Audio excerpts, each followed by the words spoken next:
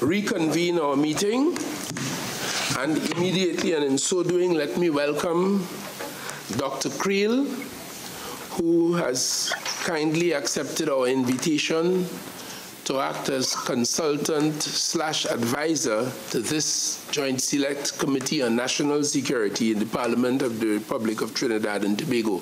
A very good afternoon to you, Dr. Kriel, and welcome. Good afternoon, Chair. Thank you. Thank you. Could you, for the benefit of the record and the members of the committee, introduce yourself as you see fit to us, please, sir? Certainly. Thank you for the invitation to do so, and thank you for having me to all of the members of the committee. I've served as the specialist advisor to the DCMS House of Commons Select Committee on Disinformation and Fake News over the past year. We have a part of what we've been doing is certainly investigating AggregateIQ, Cambridge Analytica, Facebook, and SCL, and much of what we have found has been relevant to your committee and your investigation. I'm specifically a digital expert dealing with psychology and psychoanalytic techniques and immersive and addictive technologies. Thank you very much. I am Fitzgerald Hines, chairman of this committee, and I'll allow my colleagues to introduce themselves. Good evening, Dr. Kriel. Paul Richards, Vice Chair. Good evening, Robert LaHunt, member. Good afternoon, Gerald Ramdeen, member. Good afternoon, Nicole Olivier, member. We do have a couple other members, but they are not immediately with us, so we proceed. We have as well here the secretariat of this committee, led by Madam Jackie Sampson Miguel, and of course my good friend Mr. Caesar, and of course the other very able folks around the table who are always here in our support. I would therefore like immediately to ask Senator Richards to begin this interface with you, Dr. Kriel. Thank you very much. Once again, hello, Dr. Kriel.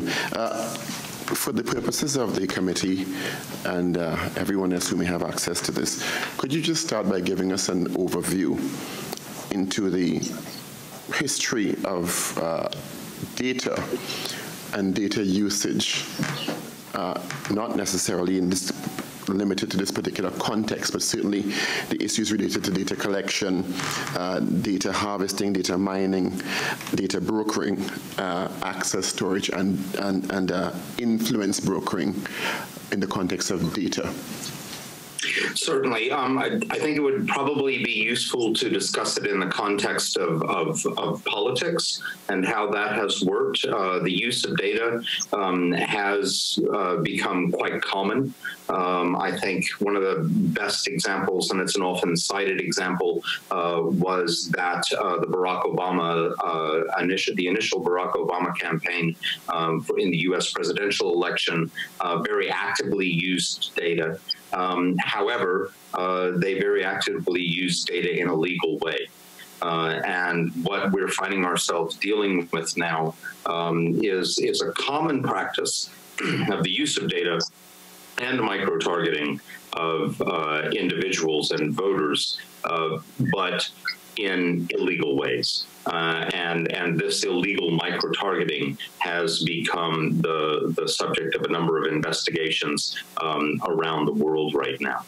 When we talk about micro-targeting, what we're typically talking about is harvesting mass amounts of data in a number of different ways. There are a number of techniques. Some of this data is available publicly. Some of the data has to be acquired via other means. And using that to draw up personality profiles of each individual that data has been collected on, and then targeting that individual with an ad, typically a political ad or an ad that expresses sentiment around a hot issue, but targeting them in a way that we know that their personality will respond to. So the data that's been collected is used to draw up a personality profile of an individual. This is typically called 5-factor modeling, and is a common technique of Cambridge Analytica, certainly, but it's a technique used by micro-targeters in marketing campaigns and so on. This kind of direct targeting and what is called a dark ad allows someone who's running a campaign to, I can say one thing to one person and one thing to a person next, something different to the person next to them, and neither of them is aware of what I'm saying to the other. And this is what makes it different than historical political campaigning, in that I can have many versions of the truth and tell many versions of a truth or a lie in order to motivate people, to turn people out, or to demotivate them so that they won't turn out for an election, for example. But what's incredibly unique about this is I can do this micro-targeting, but I can now do it to scale. I can micro-target millions of people, sending each individual to algorithmically generated web pages that each contain a different version of a truth. So what we're finding, particularly in this case, and what we have heard from witnesses, is that as the UK Brexit campaign was a test run for the US presidential campaign, that campaigning and data operations in Trinidad and Tobago have been reported as test runs for the UK Brexit campaign.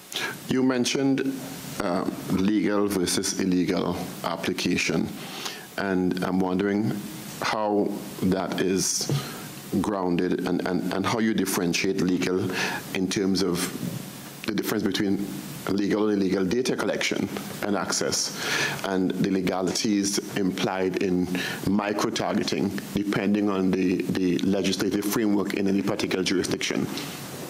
Certainly. So it is very dependent on the legislative framework in each jurisdiction. What is legal in one place is not legal in another place. And the best example that I could give you of that is let's take the way that the EU treats data and individual data privacy and the way the United States treats data privacy. In the United States, data privacy is a consumer right. And there's very little in terms of criminality attached to the exchange of data historically, where in the EU, now under the General Data Protection Regulation, the GDPR, data privacy is considered to be a human right. And as a human right, the violation of that human right, the exchange of this data illegally, is then subject to prosecution, significant fines, and so on, to the level of being able to bring down companies or possibly be referred to the police. Illegal data gathering typically happens without the permission of the person whose data is being gathered. Some of the reports around practices in Trinidad and Tobago, which I have not heard directly from the people who are doing the practice, but certainly in testimony, have been that data was gathered at what we call the ISP level, ISP being an internet service provider. If you're gathering data on me on Facebook, then you're gathering my likes, you're gathering my shares, you're gathering data about how long I look at things. This is within one interface around one specific platform. If you're gathering data at the ISP level, you're gathering data about everything that I look at, everything I possibly enter into the computer that might go into the cloud or come from the cloud. It's almost like having a camera pointing at your computer the whole time that you're using it. You mentioned, you referenced earlier on the possible influence of the information and the data on certain personality types, referencing the 5-factor model. Yes. I have a bit of psychology background myself, and it's not an exact science.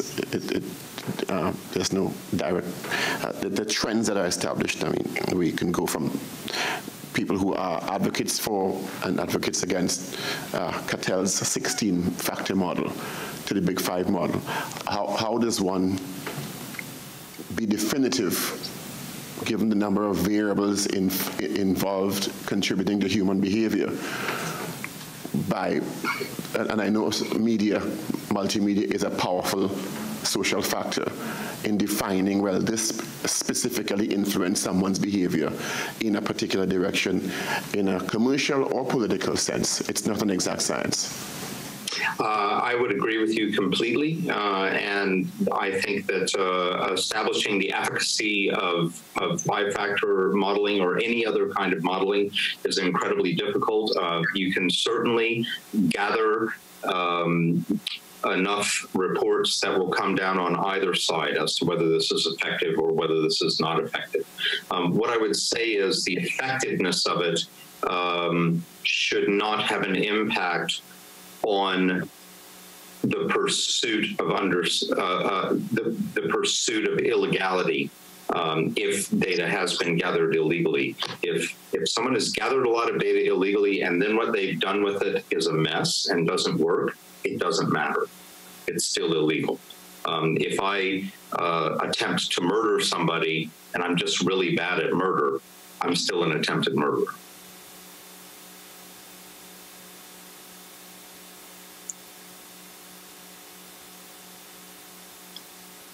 I'm sorry, I can't hear. You would have observed, and in fact you participated in the, as an advisor to the Joint Select Committee's work in the UK on this Cambridge, on the issues of Cambridge Analytica, AIQ, and SCL. Yes. I would like to get from you, what was the relationship between these three entities in respect of what transpired in the UK? Right. The answer to that is contentious and is still being investigated. There's a report that's expected both from our committee in the coming weeks and from the Information Commissioner's Office in this country. And I think these reports will contain more information about that. It is generally thought that Cambridge Analytica and SCL are effectively the same company. However, Alexander Nix has more influence over the operations of Cambridge Analytica than necessarily over SCL recently. Historically, Alexander Nix has had a great deal of influence over both. AggregateIQ has been called SCL Canada. It's been considered to be a part of this group of companies. However, they deny that they're a part of this group of companies, and they say that they are simply contractors, but we can find almost no evidence that they have any other clients. They've effectively been set up in that way. And of course, we were told by one of the witnesses in that inquiry that Trinidad and Tobago was front and center of the attention of Cambridge Analytica and AIQ and SCL in that sense. What was that? Well, I mean, tell us, because we having heard that, it generated this inquiry. Indeed. Again, I think a part of your investigation ultimately will reveal precisely what was going on. What we have is bits of tangential information from different whistleblowers about the work that was being done by SCL and by AggregateIQ in Trinidad and Tobago. it appears to me that what was happening is that there was massive data harvesting happening around the electorate in your country. And this data harvesting was likely happening at the ISP level, but this is something that you will want to look for evidence of to prove that is the case. But there are a number of whistleblowers who have said that this is the case. What they were doing was creating the foundation of the long-term model of what Cambridge Analytica would then later do in both the EU referendum, and that is contentious, but definitely in the U.S. presidential election and the election of Donald Trump. And this was to learn everything they possibly could about members of about your citizens, by monitoring all of their communications that they could get their hands on, to establish personality profiles on the individuals, and then to specifically target them and to build a platform called RIPON, R-I-P-O-N, that was eventually used in the U.S. in their election. So this was the proto-platform they were working on. Thank you very much. Let me pass you on, Ms. Oliveira. Member Oliveira has a question or two for you. Thank you. Dr. Kriel, thank you very much. So building on what you just indicated, you said that AggregateIQ was using our country then as a sort of a test case to establish the effectiveness of their data harvesting or algorithms. You said one of the things you were trying to get is raw de-anonymized ISP data. Earlier on, you mentioned that ISP data would have information on anything that is entered into the computer that could be uploaded to the cloud. So could you give an indication then of the wealth of information that would be available if raw de-anonymized ISP data is made available? Are we talking about emails or every? Could you elaborate on that? Everything. It's nearly everything. So some of the work that I do is go work in conflict zones, and I help journalists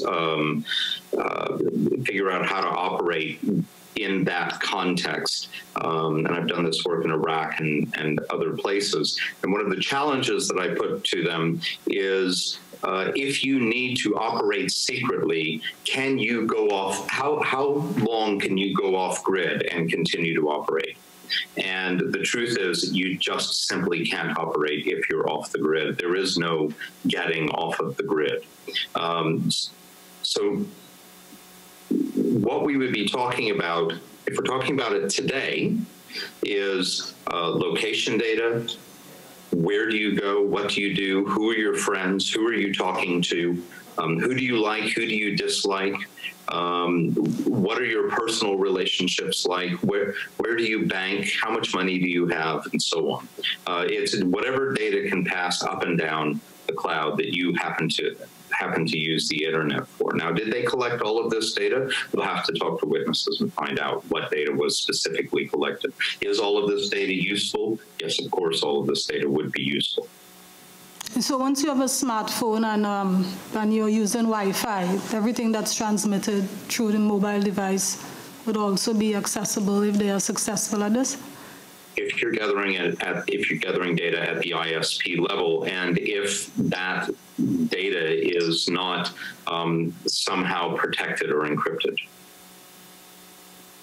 Okay. Now, if it's encrypted data, that's different. All right. And if so, what would be the normal protocols then for how ISP browsing data would be stored by the provider? I'm trying to get a sense as to how difficult it would be then to be able to access that data, what extent of manipulation is required. Well, it should be impossible for a company to access data at the ISP level. It shouldn't be allowed. And typically, ISPs, internet service providers, are resistant to storing that data. There have been different attempts around the world to legislate that they should have to store it for a certain amount of time, and data privacy advocates have mostly successfully fought that off in developed democracies.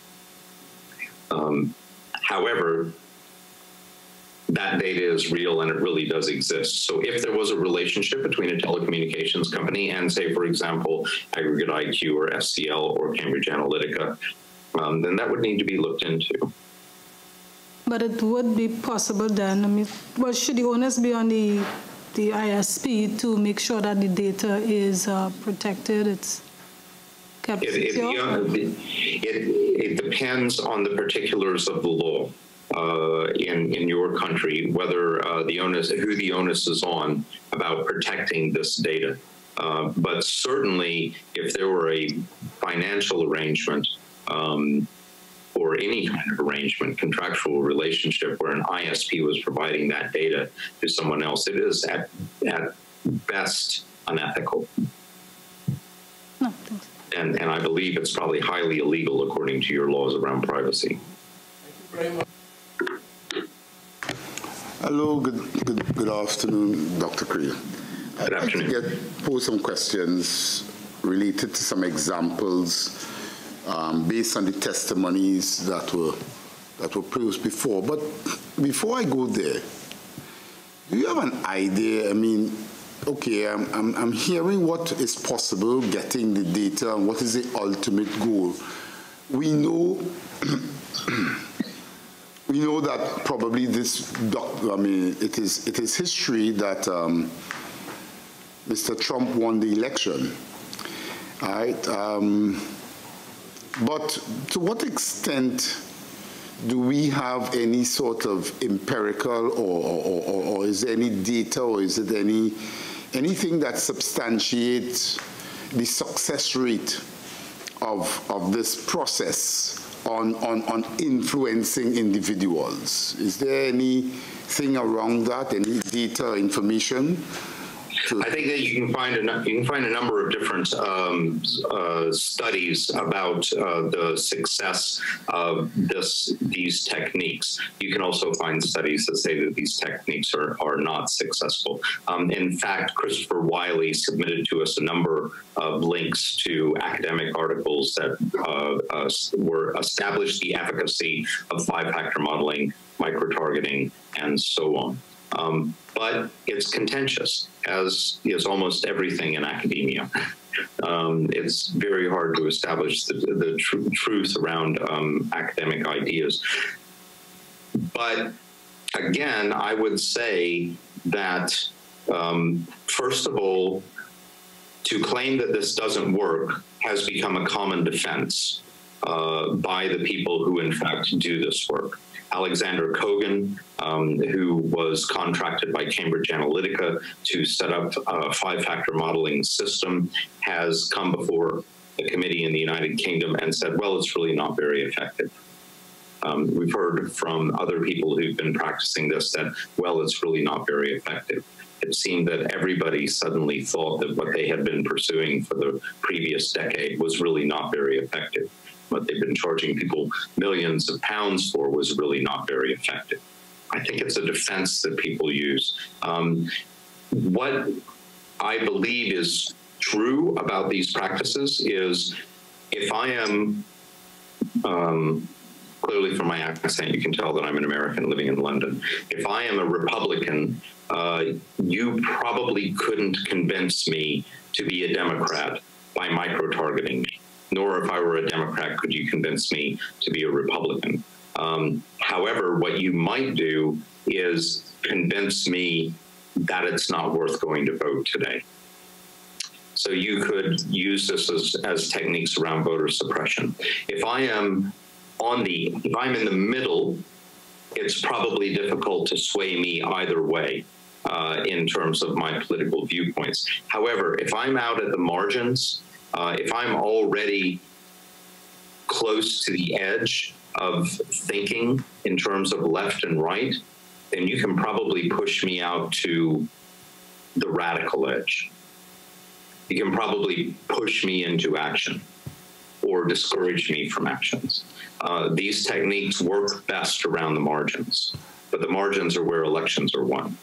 But at the end of the day, I mean, you know, whether they work or not don't work, I mean, that's one thing. But to me, the attempt, it is the legality of the process and the access and the ability to even go through the process to try it and get it, to get the data, to allow it. So that's what makes it, as you said, you know, if you attempt murder, you're successful in the murder, you're still committing a crime.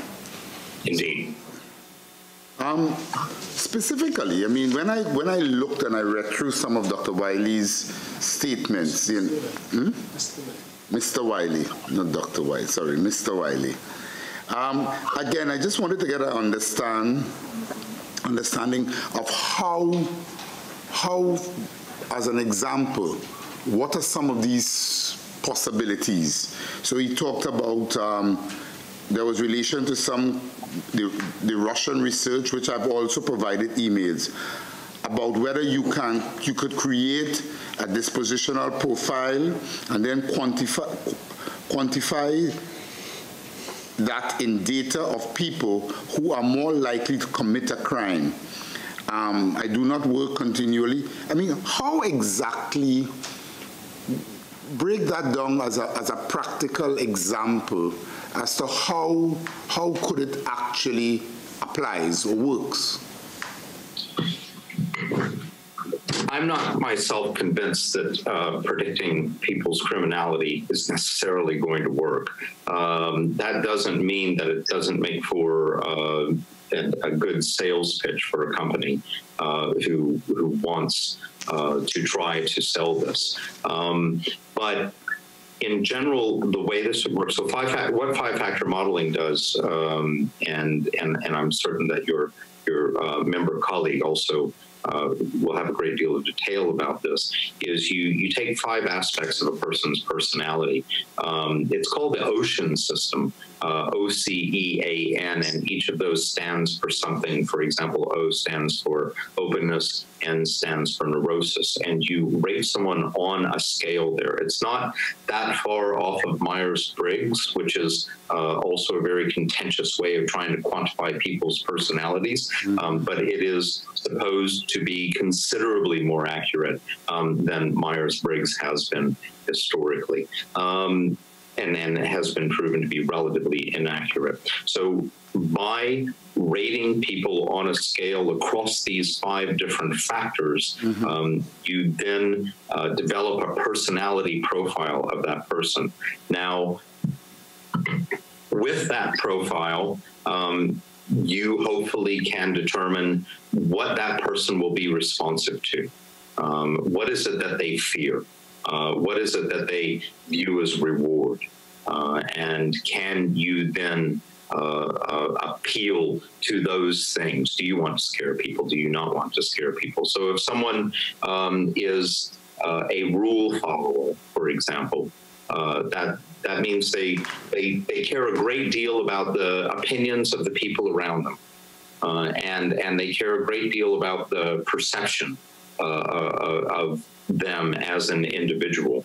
And a rule follower, this is a very bowdlerized statement, but a rule follower may be less likely to commit crime than someone who might flout the law. But I would qualify that by saying I have very little belief that you can predict criminality in an individual. That sounds like a police fantasy to me. And then finally, again, another example is that often they would, again, reading from, often they would use fake government projects to help support the political aims. Well, that's Wiley making that statement as part of your experience of how this operates. Again, an example of how that really is put into practical based on your knowledge and experience with these things. So this is definitely Wiley making that statement, but an example might be that someone who holds an office decides to run a medical a project where they're gathering medical data on individuals so that they can do a report, let's say, on fertility and health. But in doing so, you're gathering data on everybody in the country or everybody in a particular village. And so you now have that information. But in doing that, you then gather the data that you can use in your own political campaign that may well be coming up. So you're getting the government to pay for what you're going to use as an individual for your own promotion. And we've heard testimony of things like this happening in a couple of countries.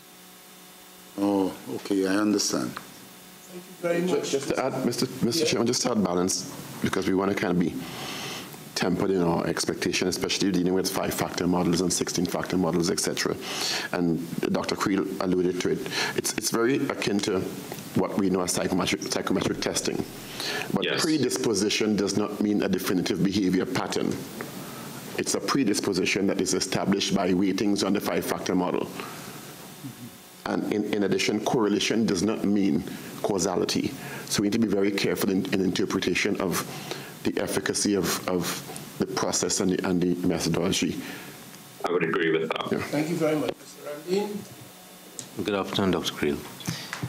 Dr. Kriel, as part of our investigation, we are concerned about the legality of what may or may not have transpired in our jurisdiction with respect to these data collecting and data harvesting activities.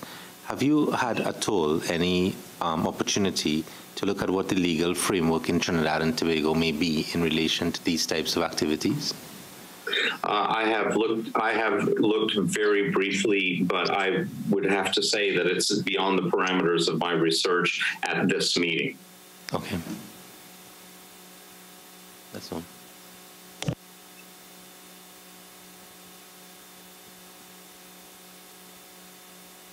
How this data could be used for, in this context, political things. It was, I think, Mr. Wiley who said at that hearing out in London that in Nigeria, for an example, the medical records of the president, and they were featuring a whole lot of anti-Muslim videos, and they were playing them to get certain sections of the Nigerian population in a certain frame of mind for electoral purposes.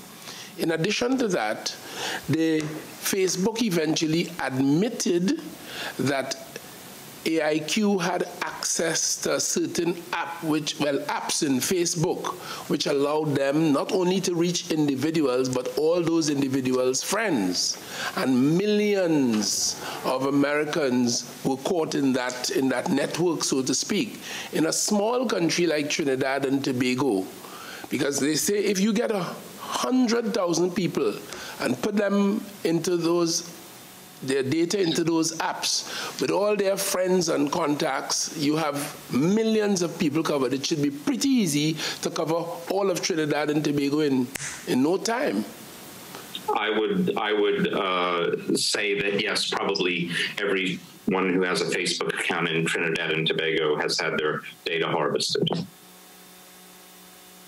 If Cambridge Analytica, AIQ, et cetera, have been pursuing this in your countries. Because of the size of this jurisdiction, so to speak. Yes, and particularly at the time we're talking about, this was when Facebook was very loose with its data in terms of making data accessible to developers. So if you recall, Facebook, before most people were using smartphones, there were a lot of games on Facebook. And these were apps, and these games were developed by outside developers. The model was the financial model at the time was, well, you would spend money in the game. And by spending money in the game, then Facebook took a percentage of that. But when everyone moved to mobile, these games wouldn't work anymore on mobile phones. So Facebook found itself in very bad shape and had to change their business model rapidly. And the business model then became the sharing of data, and the sharing of data with outside Facebook developers. So someone would develop an app specifically so that they could harvest data.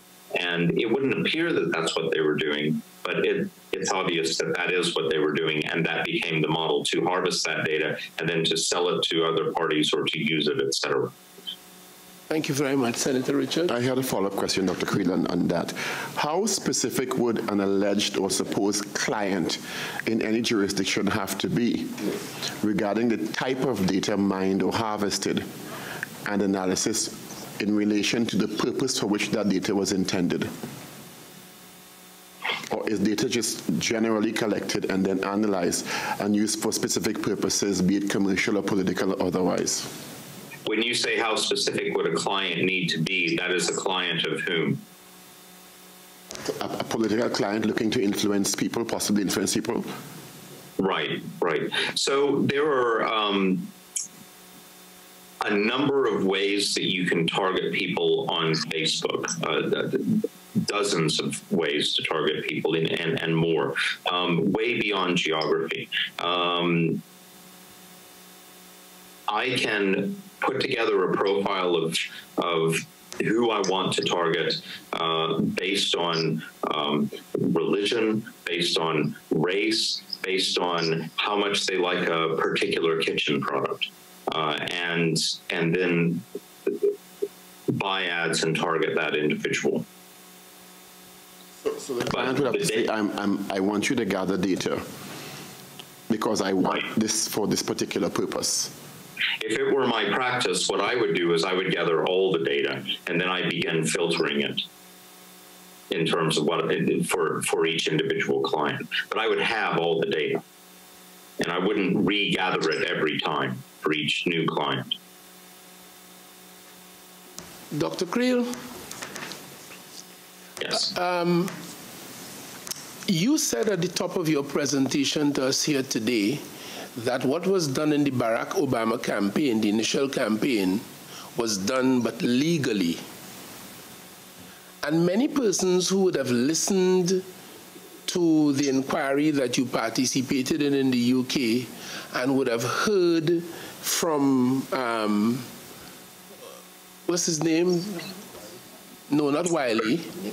Nix, Alexander Nix. Right. Some commentators around the world listening to that said, but these are the same things that were done in the Barack Obama initial campaign.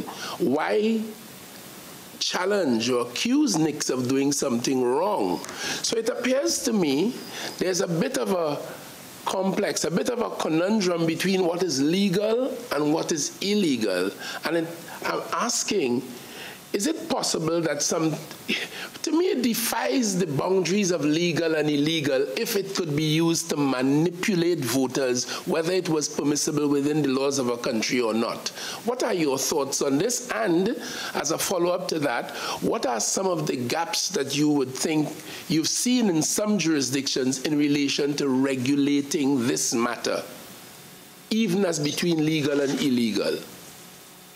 Thank you. I believe that the law is moving much slower than technology is moving, and that's normal.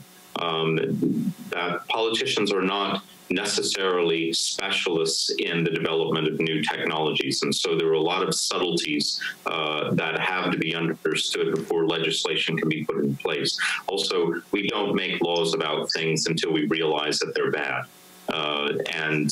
So the example of it being bad must indeed happen. The difference between gathering data by permission and targeting people, permission-based marketing, and gathering data that you don't have permission to gather is where the line is on the law in many cases. But it depends on the jurisdiction. It depends on the legal framework for each country, country by country, and how this works. Sharing out data that you have not given me permission to share with another organization is another place where that line should be drawn.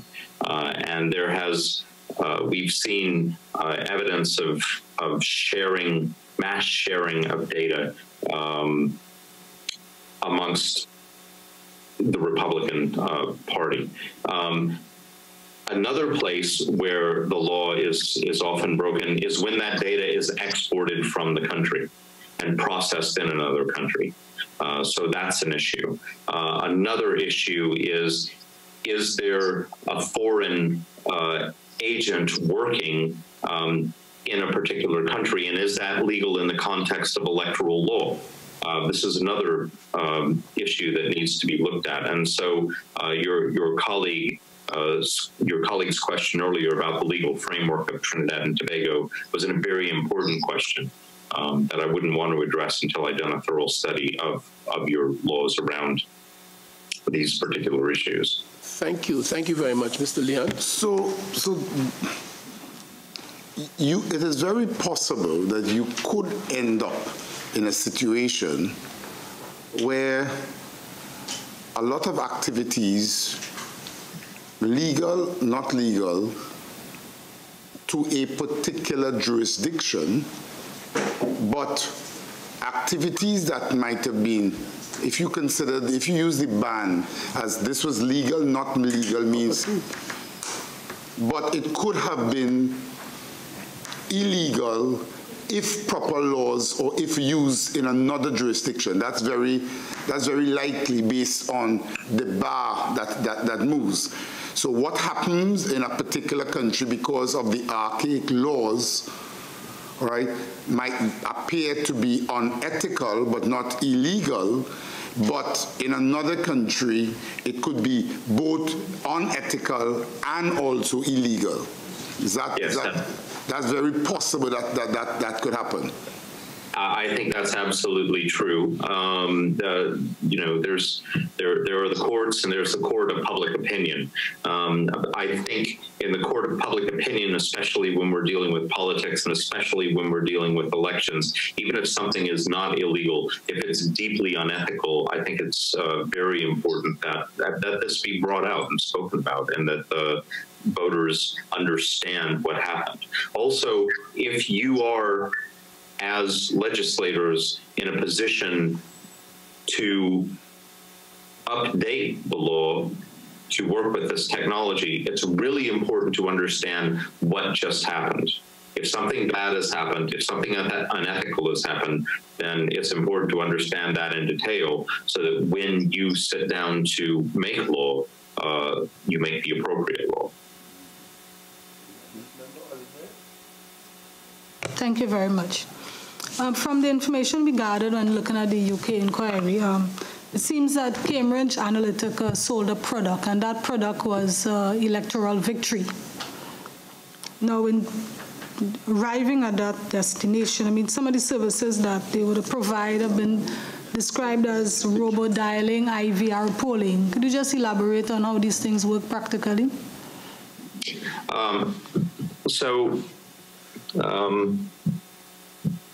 Robo-dialing is simply automated calling to solicit votes, and in most cases that doesn't break electoral law, and it's a really very common practice. I think where you're going to find that there's potential illegality here is, were they gathering data at the ISP level?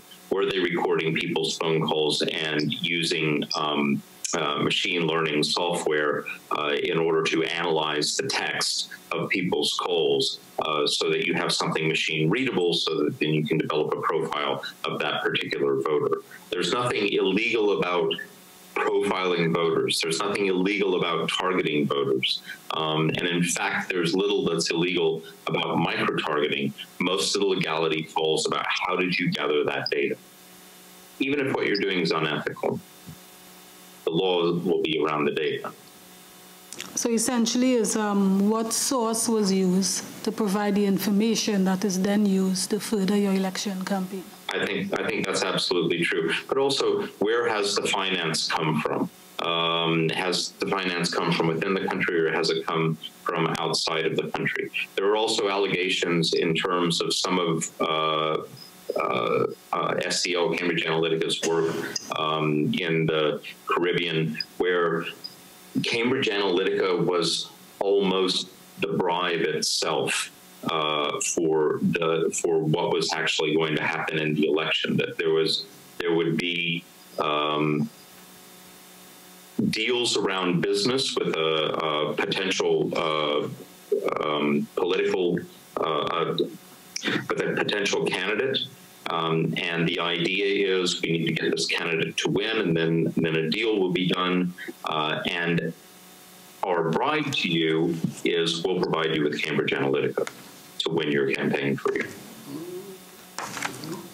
So essentially, Cambridge Analytica's long-term business strategy was if we can work with potential, well, someone who is likely. So what you're offering really is an electoral victory, and that ties you to them so that when you do get your victory, then they can access other businesses, well, from the government, because you would be inclined to work with them, knowing that they have helped you to become successful. It would appear that the small change is what you're being paid for running the campaign. And the real profitability is in the government contracts that might follow. Before I give way to Member Mitchell. I'm sorry, I can't hear you. Before I give way to Member Randy Mitchell, for what it is worth, I see in the hearing out in the UK, Mr. Wiley is quoted as saying, "You don't make a ton of money working on politics, particularly in a small island nation, for example, but that island nation may have oil reserves or minerals or lax labor laws that can be exploited by companies, or could have lax labor laws if those laws were passed." And then he closes by saying, "Part of the business model of SCL is to capture a government and so win an election." So for what it is worth, this is just an observation in support of what you have just said. Mr. Mitchell?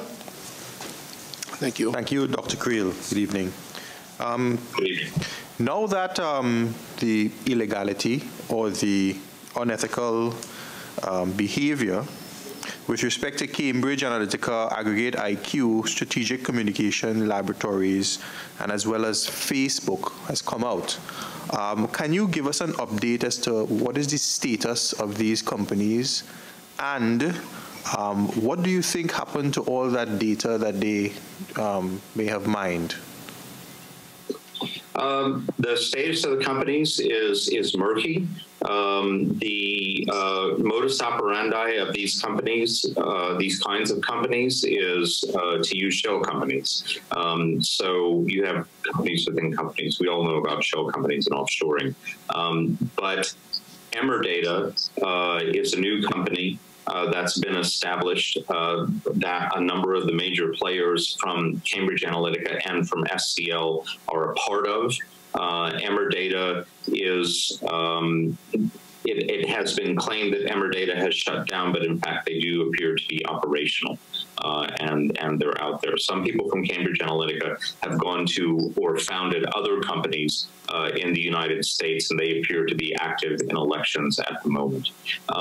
What's happened to the data is also something that's very hard to establish, and I think we should all look toward the UK's Information Commissioner's Office report that should come sometime in the spring so that we can have a better understanding of what's happened with that data. But I think there's a really critical point to make here, is that if I have the data to draw up a profile on you, for example, and then say under GDPR, you requested that I delete that data, and if I then deleted that data, it doesn't matter, I still have my profile on you.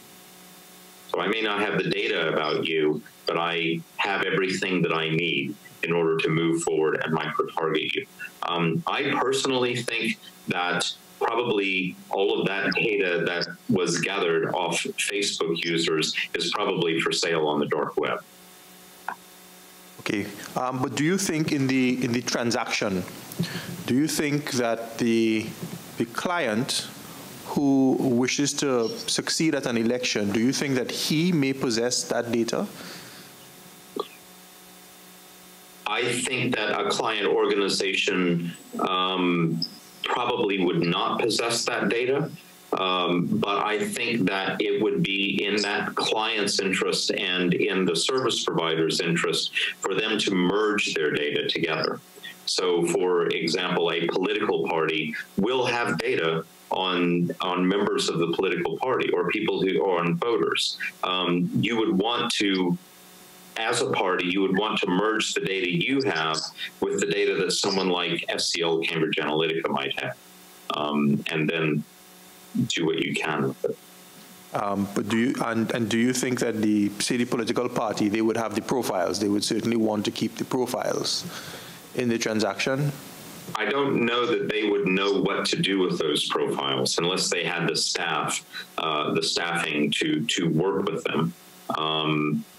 And I don't know whether SCL, AIQ, et cetera, would let go of those profiles. I really can't answer that question with certainty. Okay, thank you.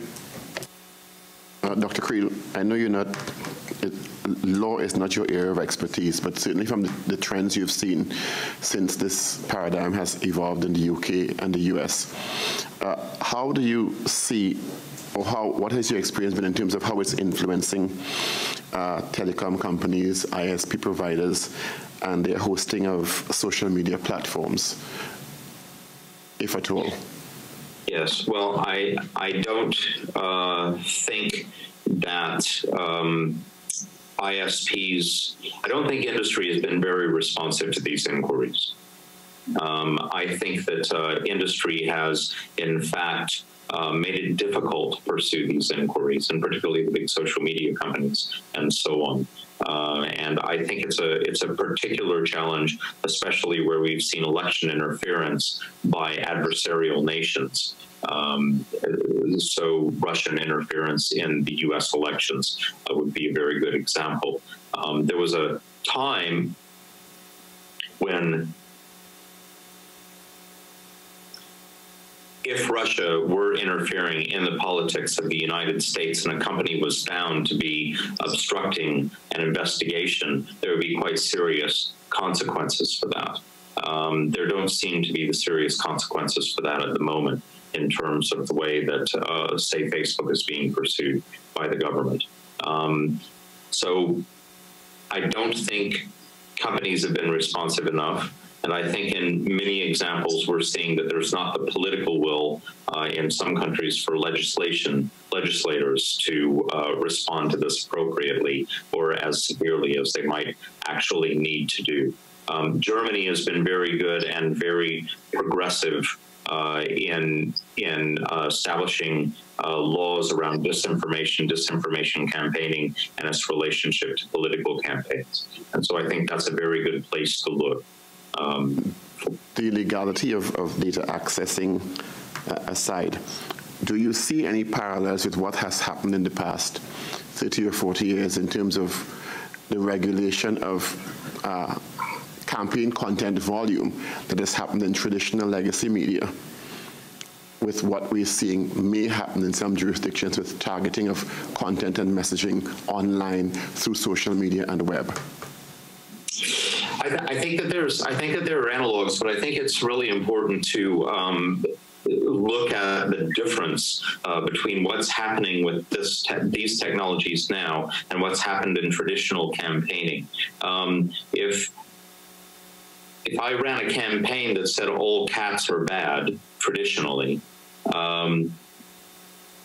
both people who agreed with me and the people who disagreed with me would be aware that I was running a campaign that said that all cats are bad. But now I can run a campaign with 1,000 different versions of that message targeted at individuals so that they will tend to agree with the way that I'm putting that message, and people who won't agree with that message won't hear it at all. If I stand on a street corner and I preach a political message, there is the opportunity for someone to agree with me, but there's also the opportunity for someone to say, you know, that guy's a little bit crazy. Maybe don't listen to him. And there's not that opportunity now with micro-targeting. A lot more subtle. Yes, indeed. Just a quick question. You referenced Ripon earlier on. Could I get some clarity on that? A Ripon platform? Project. Certainly.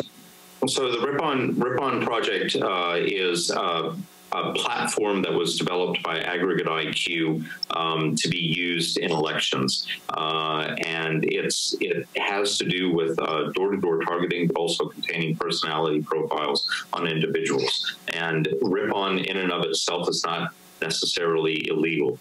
It's how you collect the data to feed into Ripon that is necessary, that can be found to be illegal. But it was used by the Ted Cruz campaign. A version of it has been used in Ukraine, which is a kind of hotbed for disinformation activity around elections. If we want to know what's going to happen next, Ukraine is the best place to possibly look in terms of disinformation.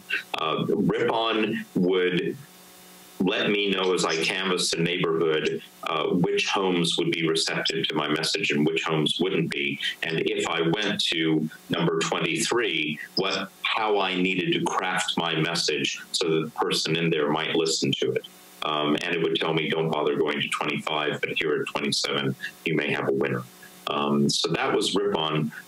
Ripon began, it seems to have began its life in your country. That the early work on it was done there. This from the evidence that I'm seeing. But it also seems to be rather widely reported.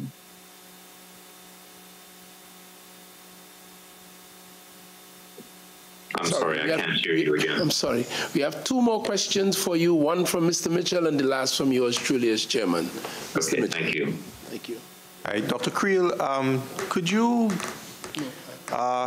give us some insight about the phenomenon of fake news and disinformation and how it impacts on the population and the different demographic parts of the population, the older persons, the younger persons? Can you just give us some insight? Certainly. So disinformation has become a much bigger issue than it has been in the past. And this is, I believe,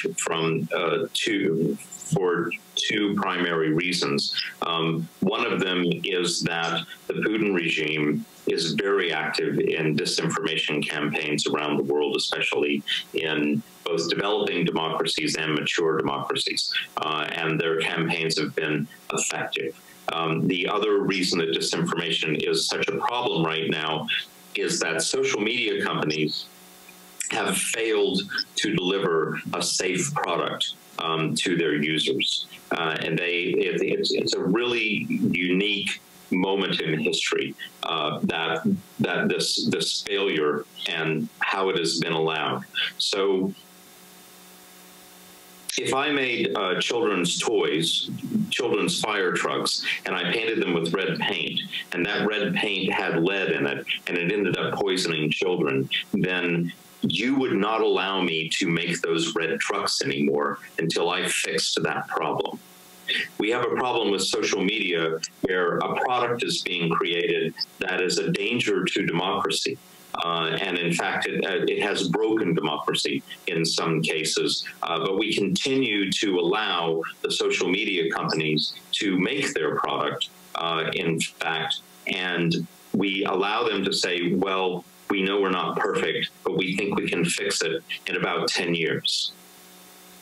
This is a completely unacceptable situation. And right now what we're seeing is social media, the social media industry going through its seatbelts moment, where legislation has to happen to limit access to data, different ways of collecting data, which is the source technology for targeting disinformation. Right now, data companies are going through this seatbelt moment, but they're behaving more like the tobacco industry than like the auto industry. So this is a considerable problem. I think that disinformation, it's not just me, the WTO believes that disinformation is one of the top 10 threats to democracy in the world at the moment. And the companies under question, do they have a role in disinformation, particularly in Trinidad? Do they have a role in disinformation? They have a role, yeah, in using disinformation. Yes. If what has been alleged by whistleblowers is the case, then it would appear that they have had a role in disinformation in Trinidad, and particularly what I've seen around creating fake youth campaigns. With street level postering, and then making claims around being reactive to the movement of youth. That looked like a very clear disinformation campaign in a very traditional way, in fact, not using technology. Could it be said that a part of these companies or any of the companies' services would be to teach, let's say, a political party or a client how to use manipulation and disinformation to achieve a particular outcome? I would think that yes, that would be a part of what they would have to do, because you can provide a service and you can provide a product, but you need to train a client how to use that service and product. Thank you.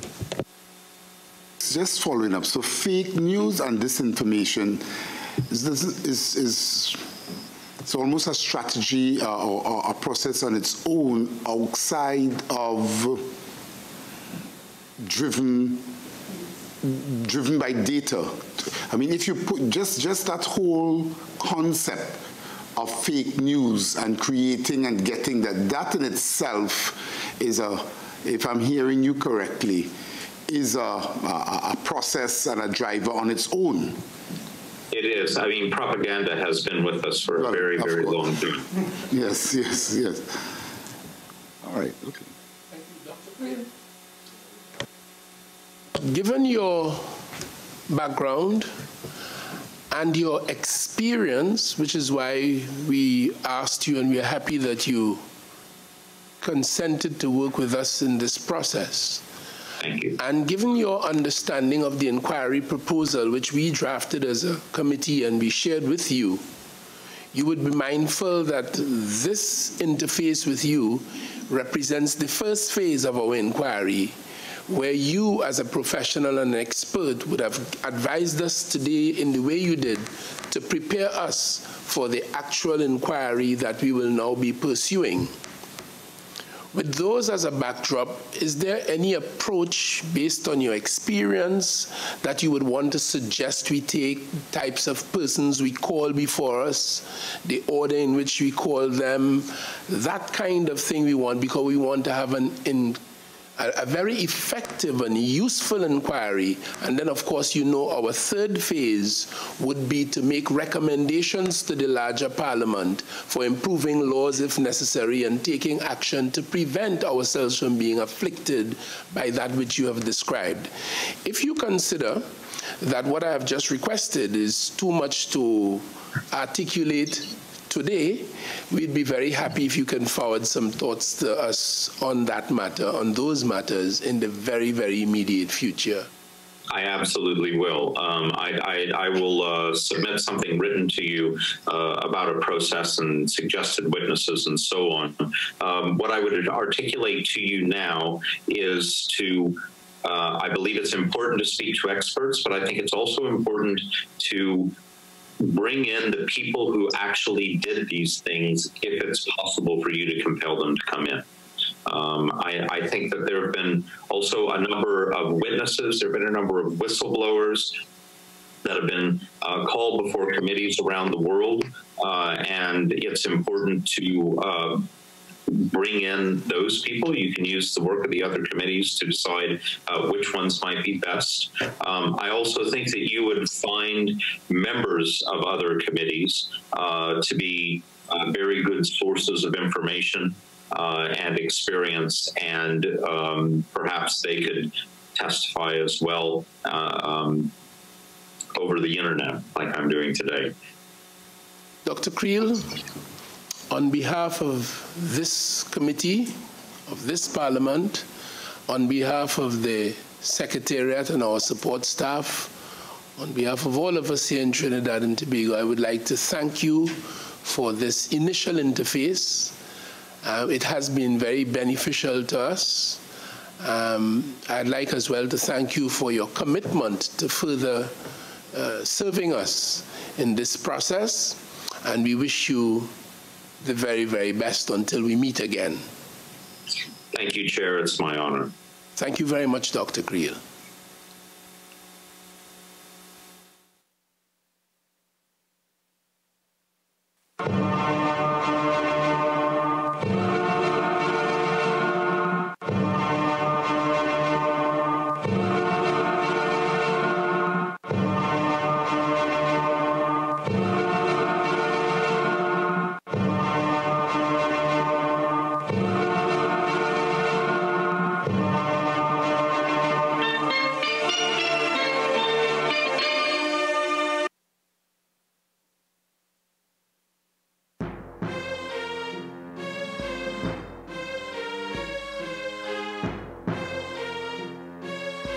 You're viewing the Parliament Channel 11, also broadcasting on 105.5 FM.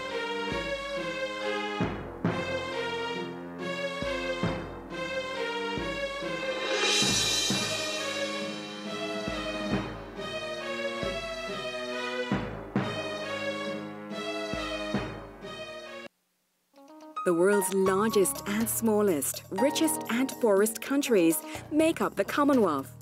54 independent states working together towards shared goals. The Commonwealth celebrates Commonwealth Day every year on March 14th, designated since 1977 to promote understanding.